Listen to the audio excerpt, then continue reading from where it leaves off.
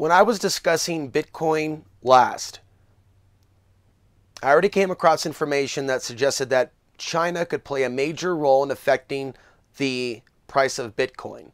There could be some sort of a controlled move or controlled crash of sorts where China moves in on the mining machines. And even though there's an interest from the Chinese, the question that's been on a lot of people's mind is what's going to be happening down the line with China with regards to the potential threat. So I do see confirmation of this, and I'm bringing this to your attention. So this is from Bitcoin Magazine. We are going to look at this, and we will then look at a couple of other related reports that need just a little bit of mention. So there's a lot of things building up with regards to the ongoing trade war, as well as well, they're admitting now, a Cold War. And, I'm really curious what I should get into and what I should pretty much reserve for other mediums. So we're going to start here, but this is something that you're going to see a lot more, I believe, as time goes on. Censorship coming from a place that you're not used to seeing. Americans have been used to things for a certain number of years. It's not really on their mind, for example, that Hollywood is being influenced by foreign powers, and that the relationship with Google is also additional confirmation. By the way, is there something more to Google Plus and what's going on with that? What's going on with these hacks? What's going on with these corporate CEOs that are keeping their mouths shut during certain stages of what's taking place? What is really going on with the data being harvested with regards to the American people and their privacy safety? So let's go ahead and take a look at this. Bitcoin, the world's most sought after cryptocurrency, could be at the wish and whim of Asia's economic giant.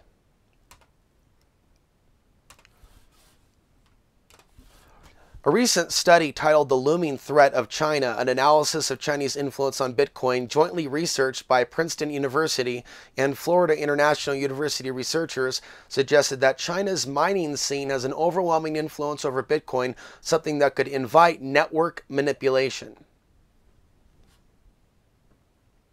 Bitcoin's network is largely dependent on miners who use a vast amount of computing power, hash rate, to verify transactions, find blocks to continue the network's ledger, and mint new Bitcoin, and 74% of that computing power currently resides in China. The Bitcoin community is privy to this worrisome trend and has been wary of a potential attack that could be spurred by external factors. Geopolitical realities. So we're going to jump to that in just a minute. Controlling 51% of the network's hash rate opens the threat of a 51% attack, a scenario where miners can modify transactions on the ledger for their own economic gain. According to the report, the Chinese government is keeping its eye on all of the Bitcoin-related activity going on in its domain. And given the concentration of miners in the area, it may have the potential to disrupt the Bitcoin network if it wants to. Is that the plan? Was it set up for these Chinese miners to have a certain amount of success to allow the value of Bitcoin to artificial raise to a certain level, only for the hammer to be planned to be coming down at a later point in time? Is that the plan?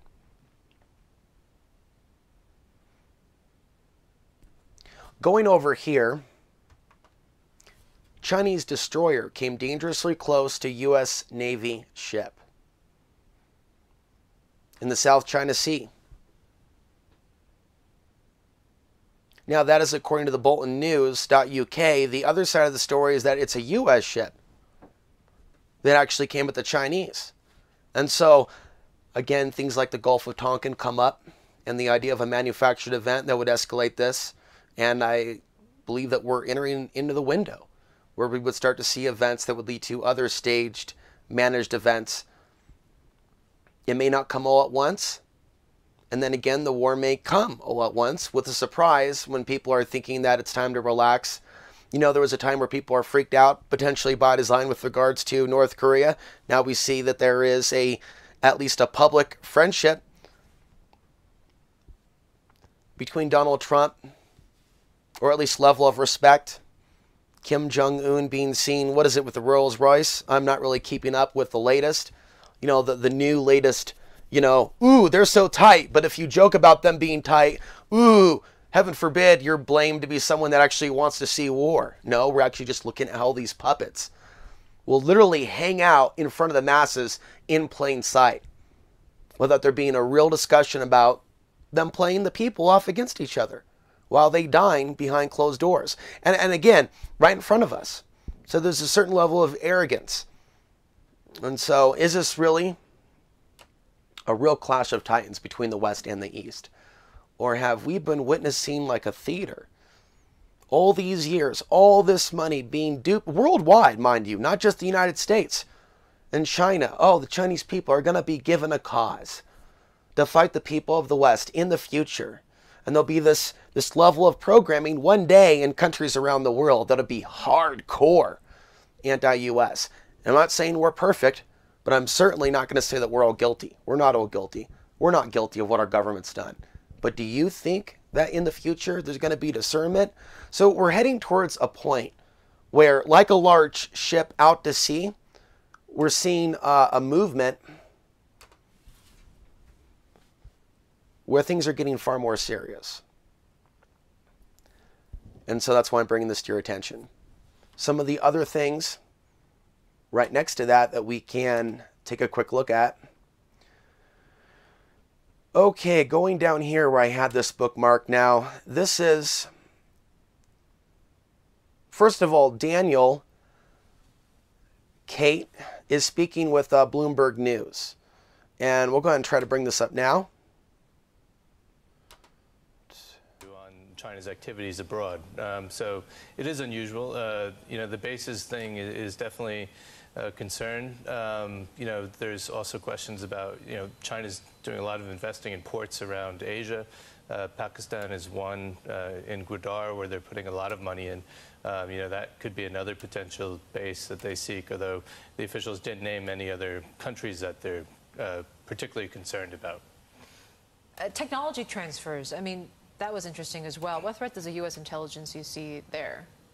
Yeah, they basically see, you know, China's big state-run companies, you know, inviting American companies in, taking their technology, and then kicking them out again.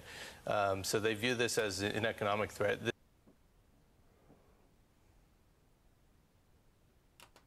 Okay, and so I am a little bit rusty at working with some of these articles. As I get another mouse, I'm looking for one of those ball type ones with a few buttons. I'll see what's available on eBay, right? But we're taking a look at a few headlines at this moment in time. So I'm going to continue and inform you of this. This is something that I came across a few days ago. Colorado Springs on the front lines of cyber Cold War with Russia. And so I'm not subscribed to this, so I can't read you the full article. But here's something that I'll bring your attention to. There are people that are concerned with directed energy weapons in California and other places and wildfires. And, you know, years ago I thought about, speculated the possibility of certain types of weapons being used on the American people that are coming from overseas. They're also talking about Chinese interference in the U.S. elections. Now, of course, some of this could be allowed to go on to a certain point, like what we saw with Facebook and Russia, for them to have the pretext to push for war. But it doesn't mean that something didn't happen. It doesn't mean that there isn't interference. You know, the greater question is, as I said, if it happened, we see that it did. We're talking about manipulation of the masses, public opinion. They didn't do it alone. They didn't do it, in my opinion, without the help of elements around government. So now we're getting on shaky ground. See, this is no longer, I'm just going to pause here. I'm going to read you one more article that I was going to just put on VHX, but I'm going to go ahead and just see how things go here on YouTube. I feel like we're entering into dangerous territory. And we're seeing major corporate takeovers of a lot of things, including these platforms. And this is no longer a medium where we just go out in this world of AI and we just say anything. And even when we're reporting news, we're just reporting news. You know, I just did a video on mental health issues. Demonetized. So how do we keep moving forward? We got to find a way to keep moving forward. Right now, right, I'm hoping to see some positive change with regards to this medium, but I am not going to be disillusioned. So here's what we have here. China training for airstrikes against U.S. targets in Pacific. We've also seen them gearing up to potentially invade Taiwan, and Taiwan has been involved in their own drills preparing for a Chinese invasion. So even though we do deal with deception from our own government, and in many cases other governments being funded, given technology, it doesn't mean that we're not building up to a certain point to where, you know, this isn't fake news. This is at the level in which the militaries are moving. And a lot of people go into this mode. I'm going to bring up this.